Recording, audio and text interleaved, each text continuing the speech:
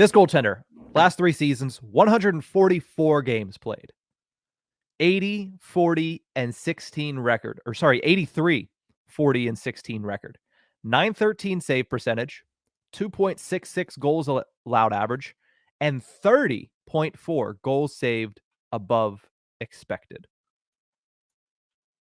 That's a really good goalie. Is that Connor Hellebuck? It is not Connor Hellebuck.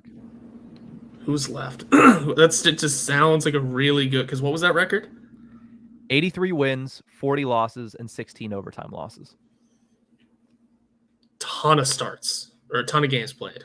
144, no doubt starting goaltender. Oh, I forget who's left. John Gibson? That is not John Gibson. No, John Gibson does not have that good of a record with the Anaheim Ducks. Yeah, his numbers aren't that great. Whoops. Yeah, I don't know. Who's what that kind of that amount of games is what's throwing me off. Mm-hmm. Who was for sale? Can I get the hint that's going to give me the answer? Your hint: he was a second-round draft pick in 2013. That's not going to give me the answer. 2013, second round. Who was available? Yikes. I have no idea. You have no idea? Do you want to give up on this one? No, you have a second hint for me, or is it game over?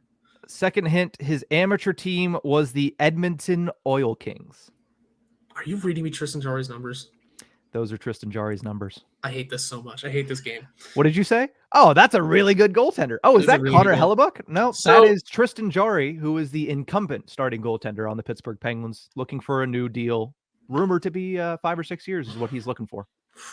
Man, the issue is what are his numbers not including last year or this past season? I can look that up really quickly. Much better than what see, that's what he just had such an enigma of this past season that we're just ready to pull the carpet from him, right? Mm-hmm. Also, I didn't realize he played that many games. That's interesting. So the previous 2 seasons before this one, he had a .915 save percentage. So his save percentage dipped down 2 points because of his performance this past season. He had a 2.55 goals allowed average. So that jumped about 0.11. And he had 22.5 goals saved above expected, which means this season he had about 8 goals saved above expected for the Pittsburgh Penguins. What a weird team the Penguins were. Did we throw all of our baggage onto Tristan Jarry? Because even looking at this past season, okay, the save percentage of goals against average aren't great. He was 24, 13, and 7, which equates out to 24 and 20, which isn't totally terrible, but it's not good enough. Here's the thing. It's the injuries, it's the inconsistencies, it's everything else that got in the way. If Tristan Jarry had never played a playoff game up to this point, would people be that upset about it? Forgot about the playoffs too. Yeah, this is a great experiment, by the way. This is why I was looking at this, and this is why goal saved above expected is so important, because that tries to take out the team you're playing for, right?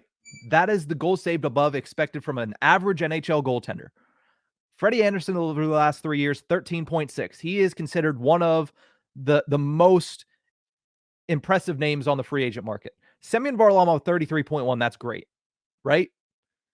But the rest of his numbers, it's only in 90 games played. Tristan Jarry played 54 more games and has 3 less goals saved above expected. That's it. Yeah. Now, would I give him 5 to 6 years? No. No, I wouldn't give him 5 to 6 years, especially with a chronic hip injury. But I also think everybody's focus right now is how he performed after the hip injury. Don't forget, he was a Vezina caliber goaltender in the first two months of the season. The numbers he was putting up, he had like a .940 save percentage. He did the bulk of his work when it comes to goals saved above expected. I think he was at 15 or so before he got injured. He was extremely impressive. Even when the Penguins were on that 7-game losing streak, it was not on Tristan Jarry.